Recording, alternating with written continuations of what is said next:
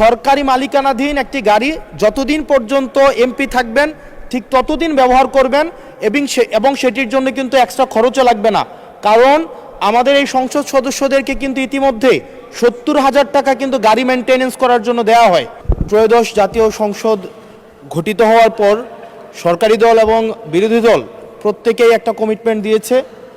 বহুদিনের প্রচলিত যে ট্যাক্স ফ্রি গাড়ি এবং প্লট আমরা নিব না, এই বিষয়ে আমরা সিদ্ধান্ত নিয়েছি এবং গতকাল এই বিষয়টিকে সমর্থন জানানো পূর্বক আমি এই সংসদে একটি বক্তব্য প্রদান করি, যেটি আজকে বিভিন্ন মিডিয়াতে এটা একটা বিভ্রান্তি ছড়ানো হয়েছে।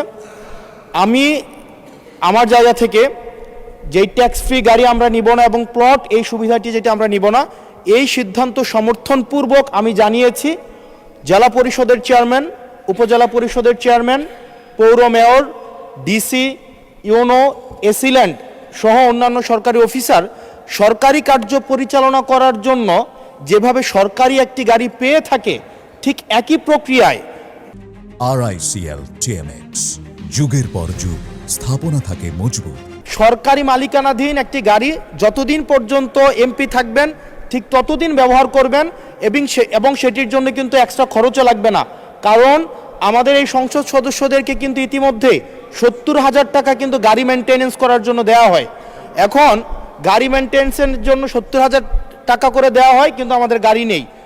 এখন আমার যে বক্তব্যটা সেটি হচ্ছে, গতকালের বক্তব্যে আমি কোনো ট্যাক্স ফ্রি গাড়ি চাইনি এবং ট্যাক্স ফ্রি যে প্লট এবং গাড়ির যে বিষয়টি রয়েছে সেটি অলরেডি এই সংসদের পুরো হাউস ঐক্যবদ্ধভাবে সিদ্ধান্ত নিয়েছে তারা এটি নেবে না এবং এই ত্রয়োদশ জাতীয় সংসদের প্রত্যেকটি এমপি সেটির জন্য একটি অনন্য নজির স্থাপন করেছে।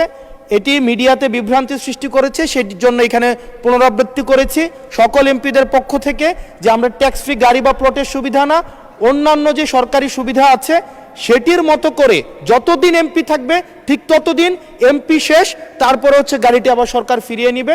সেটির জন্য হচ্ছে আজকে এখানে দাঁড়ানো মাননীয় স্পিকার। ধন্যবাদ মাননীয় সদস্য।